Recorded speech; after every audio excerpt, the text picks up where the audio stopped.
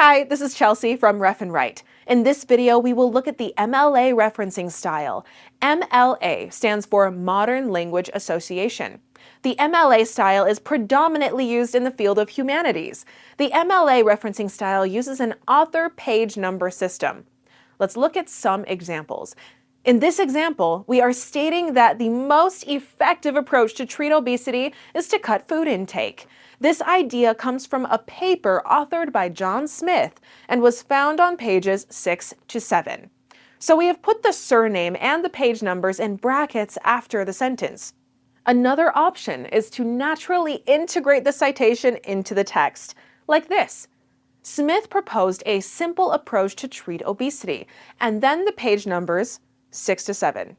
If you choose to do it this way, you must put the surname outside the bracket and the page numbers within the brackets at the end of the sentence. If you don't know the page number, or if the source doesn't have page numbers, you can omit the page number in the citation. If the source has two authors, you can include both authors' surnames followed by the page numbers. For example, Smith and Jones, 6 to 7.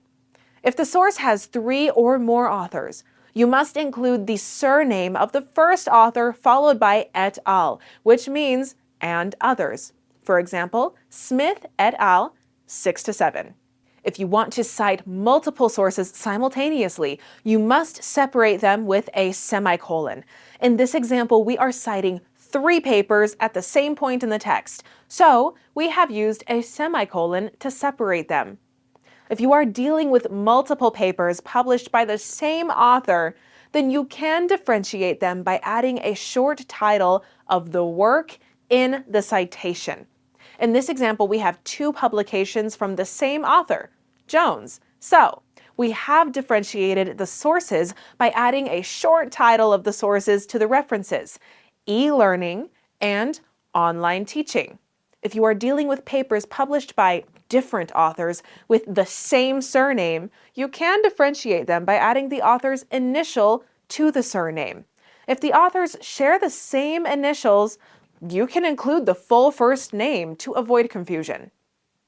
If you are making a direct quote from a paper, word for word, you must enclose the text in double quotes. At the end of your document, you must include a bibliography or a reference list titled Works Cited. This list should have double line spacing and include all the sources you've cited in your text, arranged alphabetically by the author's last name. Here is an example bibliography with references formatted in MLA style. The first line of your reference should be aligned with the left margin, and each line after that should have a hanging indent applied to it. The bibliography contains a journal, a book, a website, and a conference proceeding. Notice how the formatting differs depending on the type of source. We highly recommend using a bibliography software to format your references.